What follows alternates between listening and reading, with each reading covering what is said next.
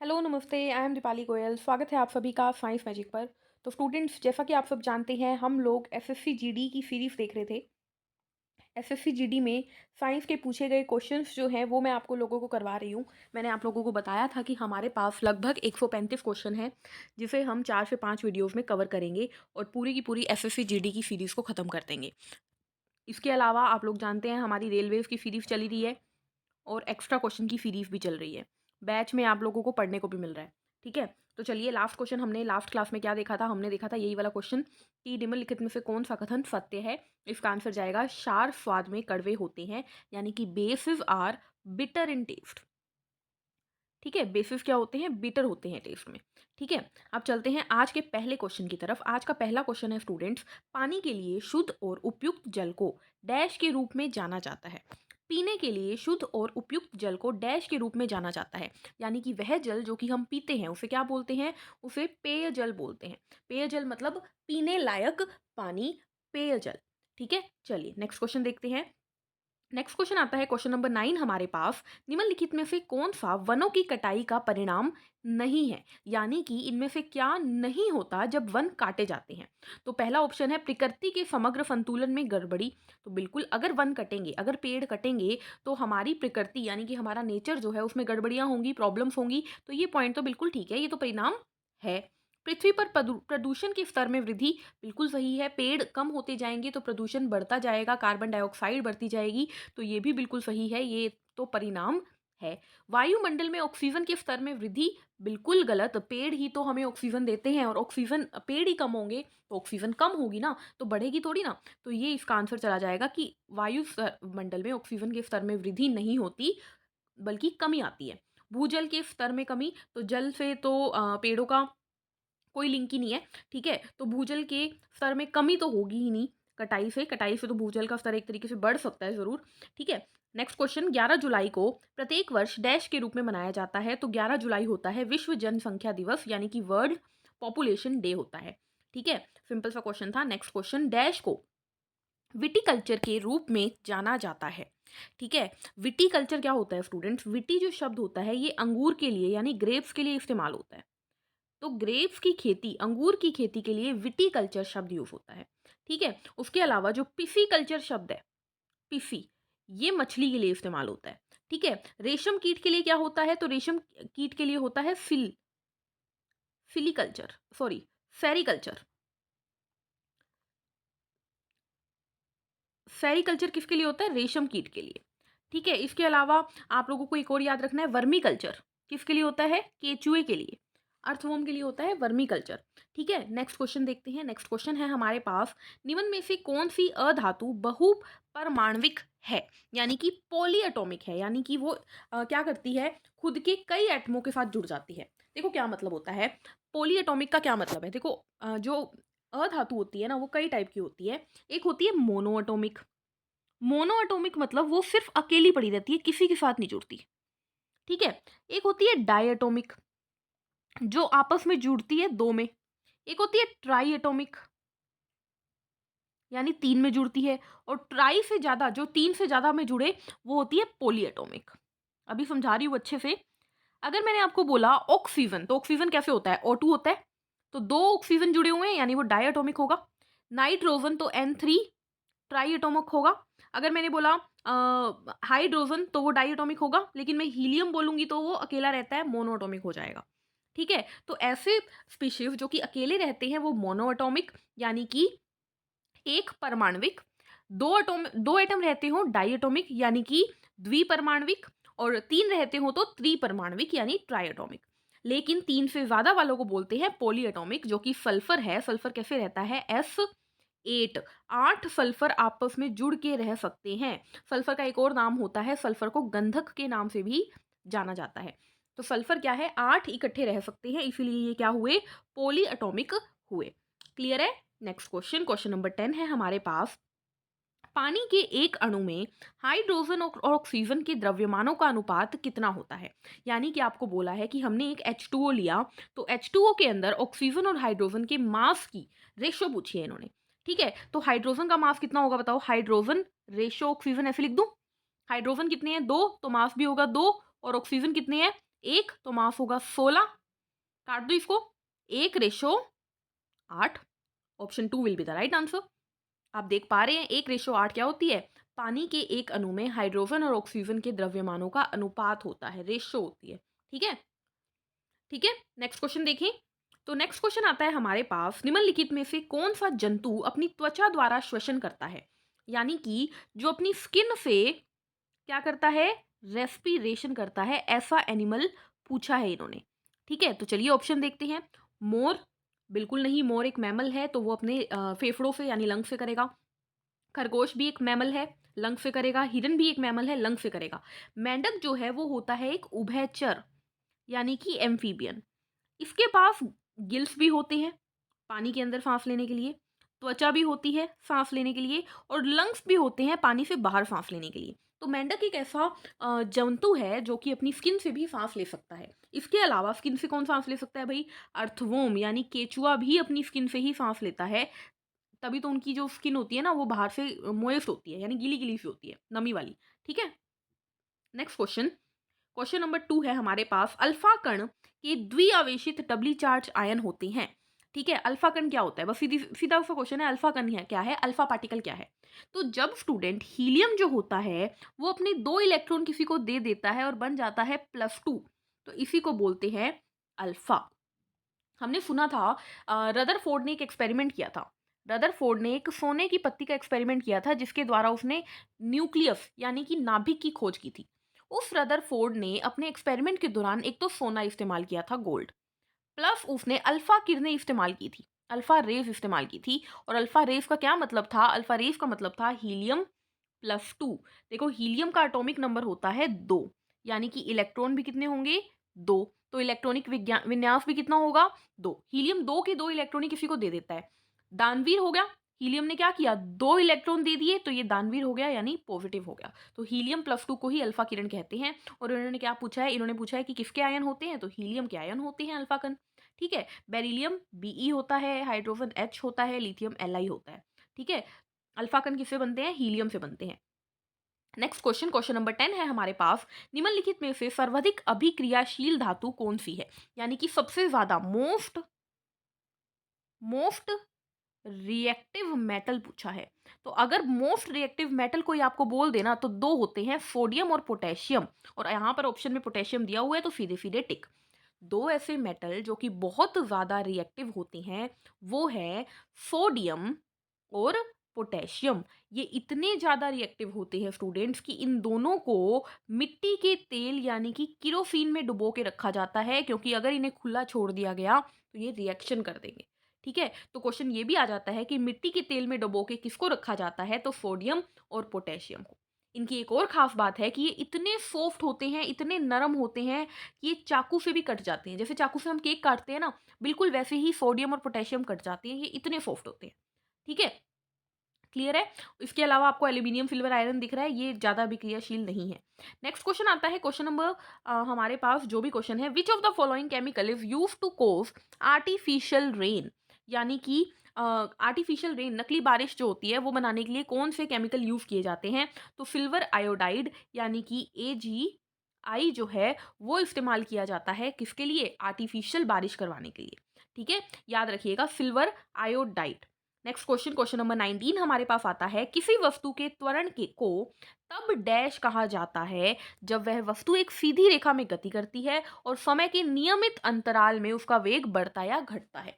यानी कि ये क्या बोल रही है कि ऐसा कोई ग्राफ बना रही है वेलोसिटी और टाइम का, कि वस्तु जो है वो सीधी ही चलती जा रही है।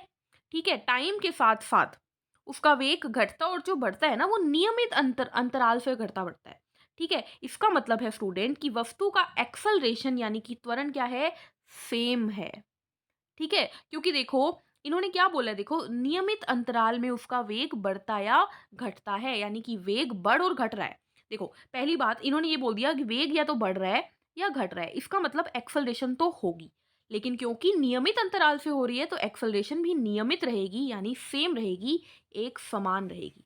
ठीक है, असमान कब होती है? मान लीजिए अभी हमारी वेलोसिटी 20 मीटर प्रति सेकंड स्क्वायर थी, 2 मिनट बाद 40 मीटर प्रति सेकंड स्क्वायर हो गई, 2 मिनट बाद 90 मीटर प्रति सेकंड स्क्वायर हो गई। तो यहाँ पर एक्सेलरेशन बिना किसी तुक के बढ़ता जा रहा है, अपनी मर्जी से कभी भी बढ़ता है, कभी भी घटता है। ये हो गया असमान एक्सेलरेशन। ऋणात्मक का मतलब गाड़ी चल रही थी मान लीजिए 40 मीटर प्रति सेकंड स्क्वायर से, अचानक से ब्रेक लगा दी, तो 40 से एकदम ब्रेक लगने से गाड़ी की स्पीड क्या होगी, धीरे धीरे धीरे धीरे 40 से 30, 20, 10 ऐसे कम होती जाएगी। ये हो गया ऋणात्मक। धनात्मक मतलब जो भी बताया था, बढ़ना, धनात्मक हो गया। एक समान मतलब एक जैसी ही रहती है, ठीक है। नेक्स्ट क्वेश्चन, क्वेश्चन नंबर 13 है हमारे पास। जब जब इल्ली, कैटरपिलर, ठीक है, कैटरपिलर को इल्ली बोल रहे हैं, जब इल्ली डैश नामक अपने जीवन चक्र के अगले चरण में प्रवेश करने के लिए तैयार होता है, तो यह खुद को संभालने के लिए पहले एक जाल बुनता है। यानी कि देखो, कैटरपिलर जो होता है ना, कैटरपिलर की ना लाइफ बड़ी अलग होती है। सबसे पहले कैटरपिलर एक प्यूपा होता है, ठीक है, प्यूपा से भी पहले एक कुकून होता है। सबसे पहले कैटरपिलर कुकून होता है, कुकून से बनता है प्यूपा, प्यूपा से बनता है कैटरपिलर, और आखिर में बन जाती है तितली यानी कि बटरफ्लाई। तो इन्होंने क्या पूछा है कि कैटरपिलर किससे बनता है, तो आंसर आ गया प्यूपा से बनता है, ठीक है, आंसर आ गया प्यूपा से बनता है, ठीक है। नेक्स्ट क्वेश्चन, क्वेश्चन नंबर 19 है, सीएनजी का पूर्ण रूप निम्नलिखित में से क्या है। सीएनजी मतलब कंप्रेस्ड नेचुरल गैस, तो ये हमारा आ गया संकुचित प्राकृतिक गैस, इसका आंसर चला गया, ठीक है। ये क्वेश्चन बड़ा ही सिंपल था। जैसे एलपीजी लिक्विड पेट्रोलियम गैस होती है, liquid petroleum. Next question, question आता है, what is the dominant substance that make up the hair nails and the top layer of the skin in the human body. यानी कि हमारे बाल, हमारे नाखून और हमारी त्वचा की सबसे ऊपर वाली लेयर किसकी बनी होती है, तो बनी होती है केराटिन नाम के प्रोटीन की, ठीक है। हमारे नाखूनों में, हमारी त्वचा में और हमारे बालों में, आपने सुना भी होगा, बालों का केराटिन का ट्रीटमेंट होता है, ठीक है, बालों को सीधा करने के लिए। तो केराटिन किस में होता है स्टूडेंट, बालों में, नाखूनों में और हमारी त्वचा में, ठीक है। ये क्या होता है, केराटिन। उसके अलावा कोलेजन क्या होता है स्टूडेंट, ये कोलेजन जो होता है वो एक ऐसा प्रोटीन है जो हमारी सेल्स को आपस में बांध के रखता है, ठीक है, ये भी याद रखिएगा। नेक्स्ट क्वेश्चन देखते हैं। नेक्स्ट क्वेश्चन आता है question number 40, sorry, question number जो भी है, a sphygmomanometer is used to measure which of the following. Sphygmomanometer बहुत बार करवाया है, रक्त दाब यानी कि ब्लड प्रेशर मापने के लिए इस्तेमाल होता है, ठीक है। ह्यूमिडिटी मापने के लिए कौन इस्तेमाल होता है, तो हाइग्रोमीटर इस्तेमाल होता है, ह्यूमिडिटी यानी कि सांद्रता मापने के लिए। हवा, विंड की स्पीड मापने के लिए कौन यूज होता है, तो एनीमोमीटर यूज होता है, विंड की स्पीड मापने के लिए। और इलेक्ट्रिक करंट मापने के लिए एमीटर इस्तेमाल होता है, एमीटर, ठीक है। चलिए अगले क्वेश्चन पे चलते हैं। अगला क्वेश्चन है हमारे पास, क्वेश्चन नंबर 19 हमारे पास, स्वाद संबंधी अभिग्राहक मानव शरीर के किस अंग में होते हैं। यानी कि टेस्ट टेस्ट करने वाले जो अभिग्राहक यानी कि टेस्ट बड कहाँ पे होती है भाई हमारी बॉडी में, बताओ कौन टेस्ट करता है, हमारा हार्ट टेस्ट करता है, हमारी नाक टेस्ट करती है, हमारी आंखें टेस्ट करती है, या हमारी जीभ, तो हमारी जीभ टेस्ट करती है। कोई चीज़ का टेस्ट लेना है तो हम उसे आंखों में डालेंगे, जलन मच जाएगी, नाक में डालेंगे, सांस नहीं आएगा, त्वचा पे डालोगे, क्या पता लगेगा, गंदी हो जाएगी त्वचा। जीभ पे रखोगे तो वो बताएगी कि टेस्टी है सब्जी, अपन बोलते हैं ना कि ये चीज़ टेस्टी है, मिर्च है, नमक है, ये सब हमारी जीभ बताती है। नेक्स्ट क्वेश्चन, निम्नलिखित में से कौन सा पारिभाषिक शब्द उन प्रजातियों के लिए प्रयुक्त है जो स्थानीय आवास के प्राकृतिक आवासी नहीं है लेकिन इस तंत्र में शामिल होते हैं। यानी कि ये कह रहे हैं कि कोई एक जगह है, मान लीजिए यहाँ पर वो रहते तो थे, ठीक है, लेकिन अब वो नहीं रहते, ठीक है। मतलब एक तरीके से ये मान लीजिए कि ये कोई जगह है मान लीजिए, ठीक है, यहाँ पर क्या हो, ये कहना चाहता है, देखो एक्सोटिक स्पीशीज क्या होती है स्टूडेंट, मैं आंसर पे पहुंच गई।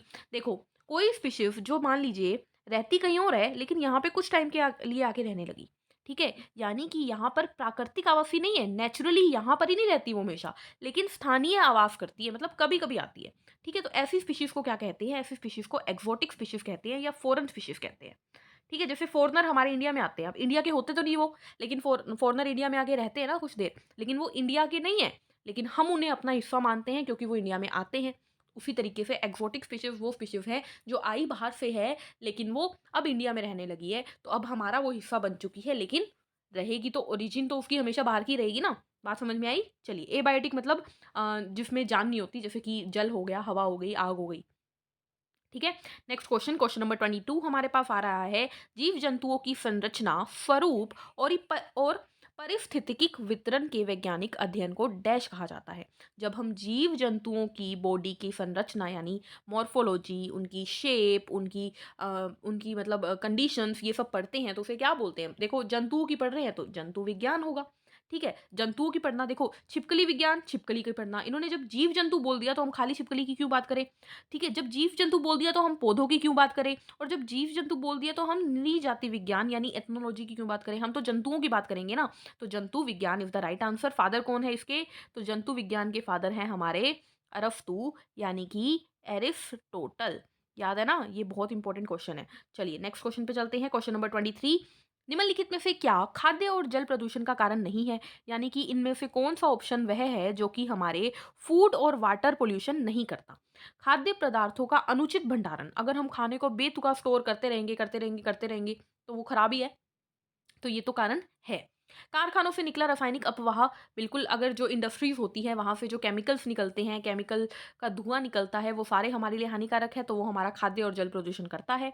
वातावरण में मौजूद संक्रामक जीव, अब वातावरण में हमने खाना खुला रख दिया तो उसके ऊपर वो जीव बैठेंगे, खाना को खराब कर देंगे, तो खाद्य प्रदूषण कर रहे हैं, जल को भी खराब करते हैं। आवारा जानवरों द्वारा काटना, अब बताओ, चलते फिरता कुत्ता अगर किसी के काट जाए तो उससे हमारे खाने और जल में क्या होगा? वो तो हमारी बॉडी में इन्फेक्शन करेगा ना। तो आंसर जाएगा ऑप्शन 3। मतलब ऐसे क्वेश्चन देखो, ये आप ना जनरल, मतलब आप साइंस के क्वेश्चन ना कहो, इन्हें आप ना ऐसे कहो कि बस ये तुक्के मार के आने वाले क्वेश्चन है ना।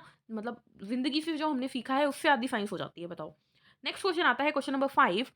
क्या है? मृदा प्रबंधन और फसल चक्र, खरपतवार और कीट नियंत्रण और फसलों की वृद्धि और खाद्य उत्पादन में महत्वपूर्ण भूमिका निभाने वाली जलवायु के अध्ययन से संबंधित विज्ञान क्या कहलाता है? यानी कि इसने क्या बोला, देखो हम सोइल के बारे में पढ़ रहे हैं, हम क्रॉप रोटेशन के बारे में पढ़ रहे हैं, हम खरपतवार के बारे में यानी इंसेक्टिसाइड्स के बारे में, इंसेक्ट के बारे में पढ़ रहे हैं, पेस्ट के बारे में पढ़ रहे हैं। ठीक है, हम खाद्य उत्पादन यानी कि फूड प्रोडक्शन की बात कर रहे हैं, हम फसलों की वृद्धि यानी कि क्रॉप की ग्रोथ की बात कर रहे हैं। ये सब किस में आएगी? ये सब हमारी एग्रीकल्चर में आएगी।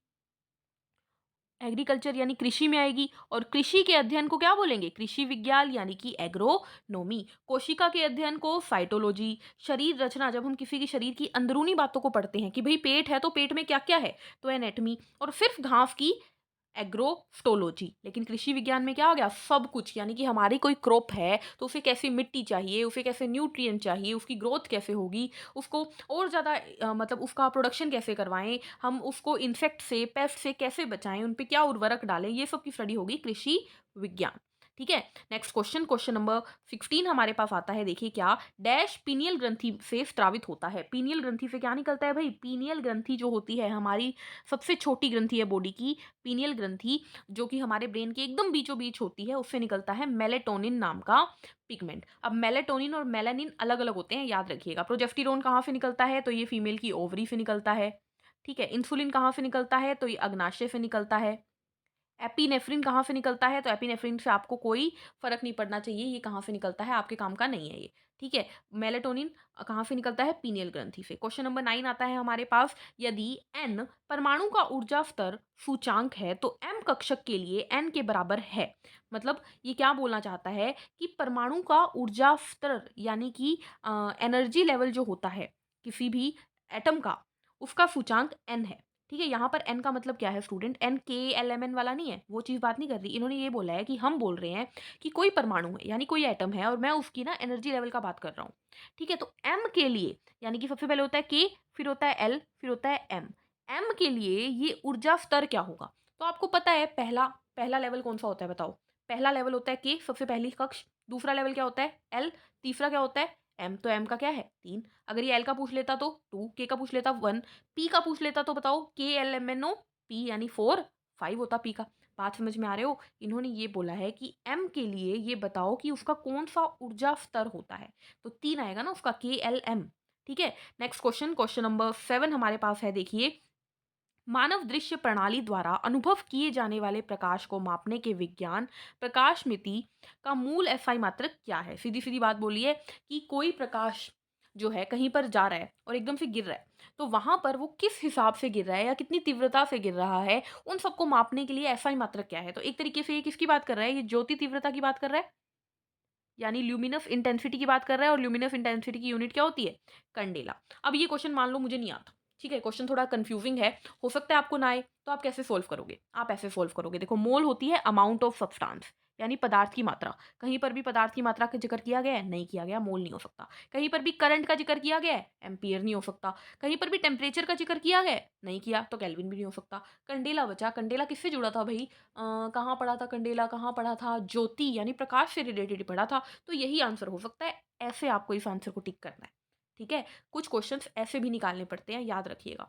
नेक्स्ट क्वेश्चन हमारे पास आता है, हीमोग्लोबिन की कमी के कारण निम्न में से कौन-सा रोग होता है? तो बॉडी में जब-जब हीमोग्लोबिन कम होता है, तब-तब एनीमिया रोग हो जाता है। आप बोल लीजिए ब्लड की कमी, आप बोल लीजिए आयरन की कमी, आप बोल लीजिए हीमोग्लोबिन की कमी, इन सभी से एनीमिया रोग होता है, ठीक है? मलेरिया क्या होता है भई? मलेरिया जो होता है वो प्रोटोज़ोआ से होता है। कौन से प्रोटोज़ोआ से? प्लाज़्मोडियम से। प्लाज़्मोडियम नाम के प्रोटोज़ोआ से होता है मलेरिया। फैलाता कौन है? फीमेल एनाफिलस मॉस्किटो, ठीक है? उसके अलावा मतलब ये परजीवी से होता है। हैजा किससे होता है भई? हैजा होता है विब्रियो कुलेरे नाम का बैक्टीरिया से। रेबीज़ किससे होता है? कुत्ते के काटने से फैलता है ये, ठीक है? चलिए आगे बढ़ते हैं। वायरस से होता है वैसे, ठीक है? स्ट्रीट वायरस बोल देते हैं। लास्ट क्वेश्चन हमारा आज का क्या है? लास्ट क्वेश्चन है, निम्नलिखित में से कौन-सा रोग मुख्यतः एडीज़ मच्छरों द्वारा फैलाए जाने वाले वायरस के कारण होता है? एडीज़ मच्छर से क्या होता है भई? डेंगू होता है और डेंगू के अलावा मैंने ये क्वेश्चन आपको करवाया है ज़ीका वायरस मैंने क्वेश्चन करवाया था कि ज़ीका वायरस जो है या ज़ीका फ़ीवर जो है वो किस के फैलाने से फैलता है? तो मैंने आपको बोला था कि जिस तरीके से डेंगू को एडीज़ मच्छर फैलाता है, उसी तरीके से ज़ीका वायरस को भी एडीज़ मच्छर फैलाता है। तो ज़ीका बुखार क्या है? इसका आंसर जाएगा। मलेरिया का तो आप जानते ही हैं, फीमेल एनाफिलस मॉस्किटो है। मिनीमाता रोग मरकरी से जुड़ा हुआ है, ठीक है? यानी पारे से जुड़ा हुआ है। तो आज की क्लास में बस इतना ही क्वेश्चन करेंगे। मिलेंगे नेक्स्ट सेशंस में नई क्वेश्चन सीरीज़ के साथ। तब तक के लिए पढ़ते रहिए, मुस्कुराते रहिए। चैनल को लाइक, शेयर, सब्सक्राइब कर दीजिए। Take care. Thank you. Bye bye.